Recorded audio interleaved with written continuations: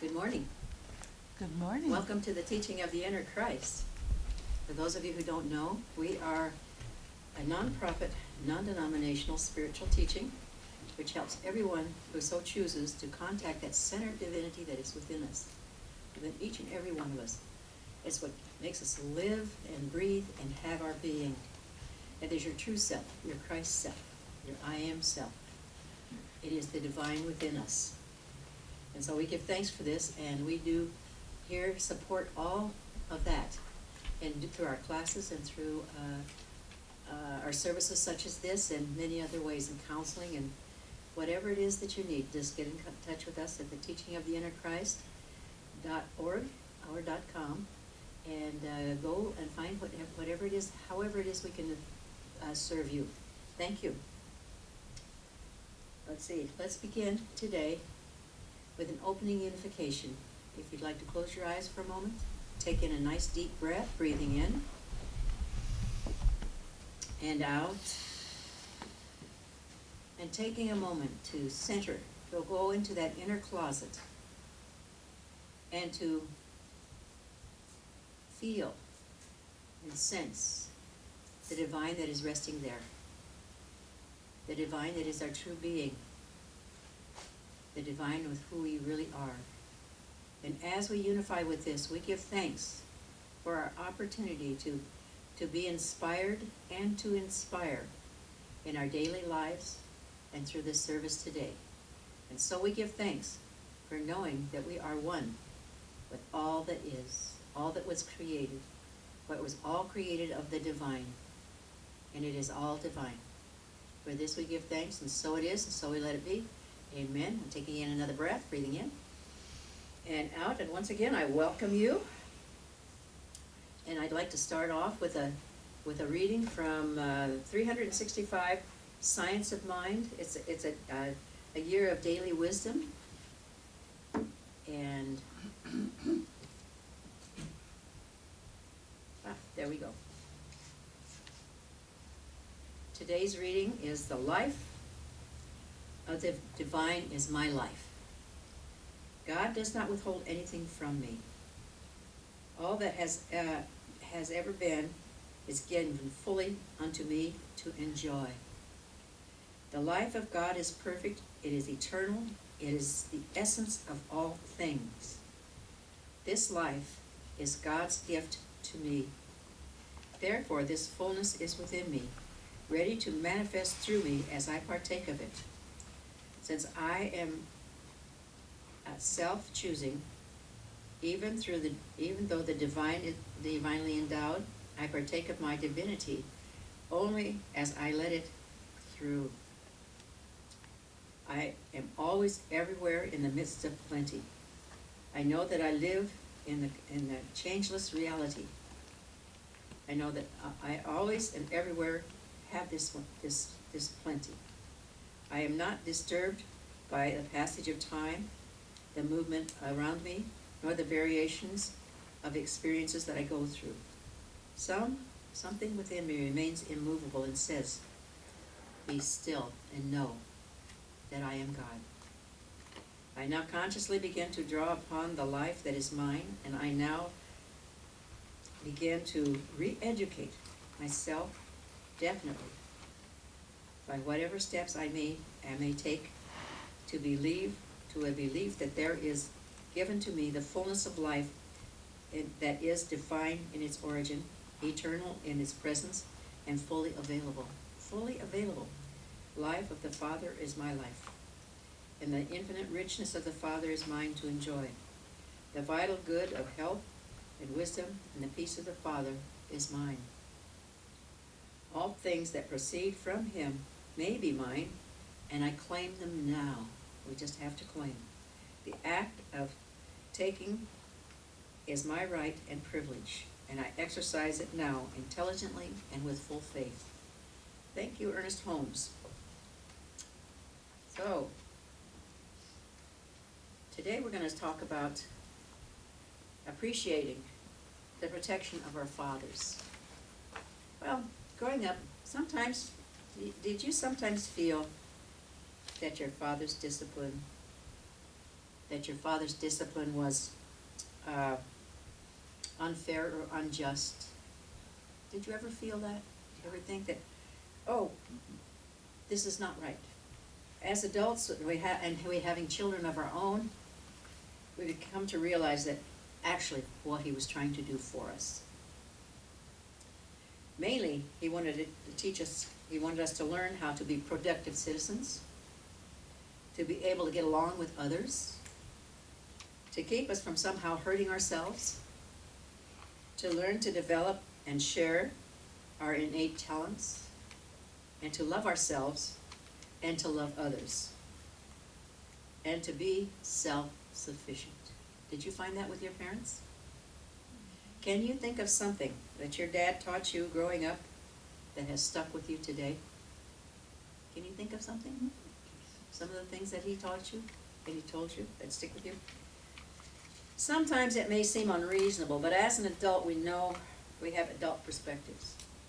And as we have adult perspectives, we can begin to understand why our parents did, our fathers especially, showed us the way. They were trying to get through to our immature minds how to get along. When we come to these understandings, we're now free to go about our life and be that, and become, and to be the person that we became, and to understand that part of the reason we are who we are today is because of our upbringing and our fathers, and our mothers too, but we're talking about our fathers today. So our fathers helped to mold who we are today. I remember when my father would come home on Friday evenings, he always had something. He always brought home something for us. It's a little treat of some kind. And when he was working for the Dr. Pepper bottling company in our hometown, he would bring home the varying kinds of soda pop that they had. And he would bring 2 6-packs because there were 11 of us, and 2 6-packs would be 12, and there was always one left over. And so whoever had done the best that week was the one who got the extra one. So it rotated. It rotated. But anyway, one of the things that we used to like to do on Saturday nights was we would make this big batch of popcorn, and we would put it in this great big huge bag, and we would take these 2 6-packs of soda to the drive-in movie. Do you remember the drive-in movies? And do you remember down front they had the little playground down there? And my father always parked the car so that he could see us on the playground, knowing that's his protection. And he would let us have that freedom to go play on the playground with the other kids. And he was watching. But the neat thing about it was all of the fathers and mothers in all of those cars were watching those children. So there wasn't anything that was going to go wrong. And in those days you could do things like that. Wasn't that fun? Well, so then when the movie started, we had to run back to the car when we got in, and then we opened the popcorn and the sodas and the pop. And then we got to watch the movies. We watched the cartoons first. You remember they always had cartoons first? Then they had newsreels. I don't know which one of those came first, but anyway. And then we got to watch the movie, whatever it was. And my folks always made sure it was one that was suitable for us. I bet yours did too. It was suitable for children. And it was so much fun. But you see, there are little things that they did in their protection. When I was a little girl, my mom and my dad and my baby brother went on a vacation, and we went to the Wildcat Hills. And there's a cave there, Wildcat Cave there. And we were going to try, and there was this guide that would take us through and show us the different things in the cave. And I don't remember much about it. I thought it was pretty boring myself, except he said something that got my attention. He told us to all stick close because there were some wildcats in there. And they were in that, he pointed at a dark part. It was another path. Don't go in there. Well, we're talking about cats and kittens. Hey, a little 3-year-old girl, cats and kittens. I want to go play. So I started off in the other direction. Then all of a sudden I realized there was no one around. And I thought, ah! I screamed, and my dad came running.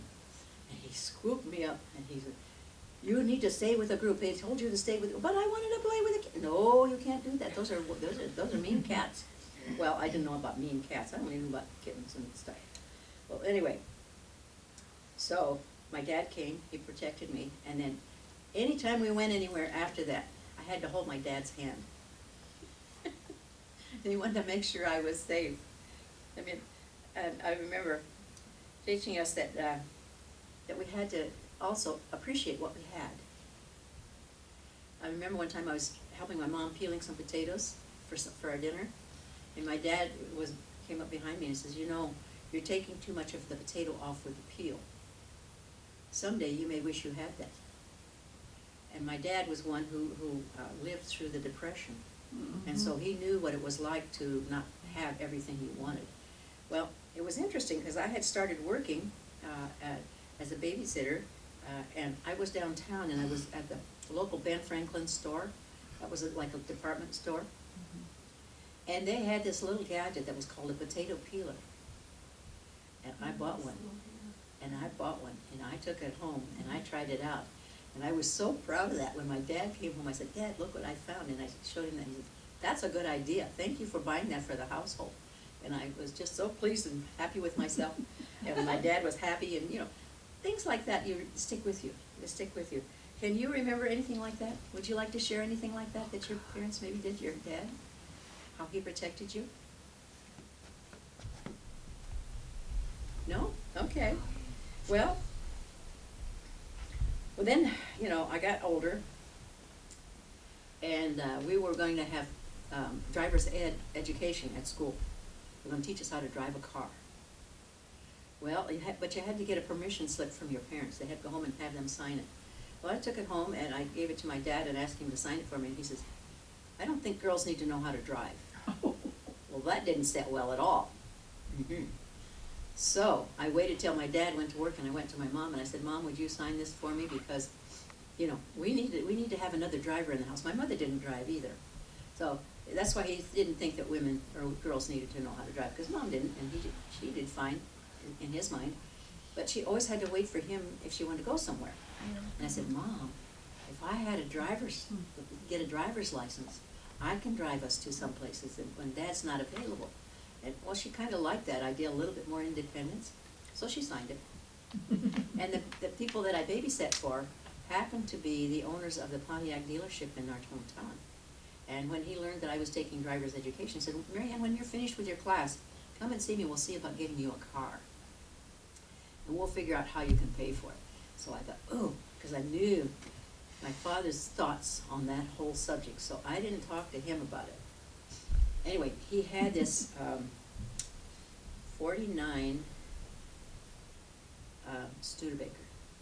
And it was a green one. And it was a 4-door. And it was beautiful. But it had one pink fender because somebody had hit it and had to put another one on, and it was pink. But that's okay. It made me unique. And I was fine with that. And he arranged it, and I think I paid $50 for that car. And I made payments from babysitting money to pay for it. Well, I parked it in the driveway, and my dad came home from work, and he was upset. "What's that car doing in our driveway?" And I think he had said something like "piece of junk" about it. I don't know. Because it had that one pink fender. Well, anyway, he and Mom went in their bedroom and talked about it. I couldn't hear what they were saying, but I knew they were talking about that car. And where did she get that? And how was she going to pay for it? And all this stuff. Well, anyway, he came out, and he had calmed down. Mom had calmed him down. They said, "Well, if you're going to drive, you have to know some things. Number one, you don't ever drive a car without insurance. Okay, so you can't take that car anywhere until you get insurance." Okay, that sounds good. And two, just because you have the right of way in traffic doesn't mean you're going to get it, because you don't know what that other person's doing. So you be cautious. He was afraid for me. That's what he was. He was afraid for me. And it wasn't until years later I figured that out. He wasn't trying to be mean. He was looking out for me. So, when you stop and think about things like that, really, it's a loving thing, a really deeply loving thing, and a concern that our fathers had for us, even though at the time it seemed like he was being mean. Well, that's 49 Studebaker. I wish I had that car today. It'd be worth a lot of money. Oh my gosh. I remember with that car, my grandmother wanted to go up and visit our cousin's, her sister and my cousins up in South Dakota. And she asked Mom, could Mary Ann take us? And Mary Ann was thrilled to do that. She was going to drive out of town. Woo! So we went up to South Dakota and we visited with my cousins and my aunt. And then when it came time to come back, we were about halfway home, and it was a country road we were on, and the car stalled. Yeah. And it was daylight out still, because we left early in the morning, but it stalled, and I didn't know what to do. And I kept trying to, and I think what I did was I ran down the battery, because kids don't know. Anyway, I had to walk to a farmhouse and call my dad. And my dad came, and but by the time he got to us, because it was quite a ways out, it was getting dark. So he didn't have time to look at it. So he said, well, we'll hook it up and I'll tow you home. So he hooked it up, put a chain on the bumpers, and drove us home. And let me tell you, that was a nerve-wracking drive. I mean, it seemed to me he was going too fast. And he said, keep your feet off the brakes. What if I hit you? No, you're not going to hit me. I promise you. Well, we finally got it home, and the next day he looked at it. And it turns out I had a little bit of a problem with the carburetor timing or whatever that meant. And he fixed it. So once again, he was protecting his daughter and everyone around us. And my dad could fix just about anything. Well, except for electrical things. And that's another story for another time, another talk. So we won't go into that. So anyway, just, you know, our dads could do things. They could do things. Mhm. So, another time, after I was out on my own, I came home to visit my parents, and my dad took a look at my car, and he said, that tire needs to be replaced. So he says, I'll change it, let's go look at your spare. Well, he took my spare out, and he says, this is just as bad. What do I know? Anyway, so he took me over to the tire store, and he said, you never buy one new tire, you have to buy 2 tires for that axle, so that it runs smoothly. So I said, okay, so we got 2 tires, and we made arrangements for me to pay for it, because my father thought that I needed the responsibility. I need to be responsible if I was going to drive a car. And so we made arrangements for me to make payments on it. And they took the other tire, the other one that wasn't too bad, and that was my spare. So so then now I had a spare tire and two good tires, 2 new tires. And he said, and it won't be long before the rear tires need to be fixed as well. So I said, okay, Dad, I'll keep an eye on them. And I did. Every time I went to the gas station, I had them check the tires, and they did. So my dad's now gone on for about 2.5 years now, and I miss him dearly, and I do appreciate more the things that when I think about it. When I was preparing for this talk, I was thinking about all the things that he did. And you know, all of our fathers did. They did all kinds of things for us. And some of them we didn't appreciate at the time until later, years later. And once we did that, we realized just how much they did love us. My father was not a demonstrative person, but I do remember him telling me as I was older that he loved me. And I was just thrilled to hear that.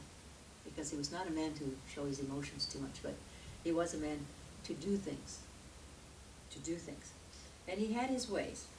Then when I think of the phrase, our heavenly, when I was looking at this title, you know, and that can be said for our Heavenly Father too, or the God within us, our Christ self, our I am self.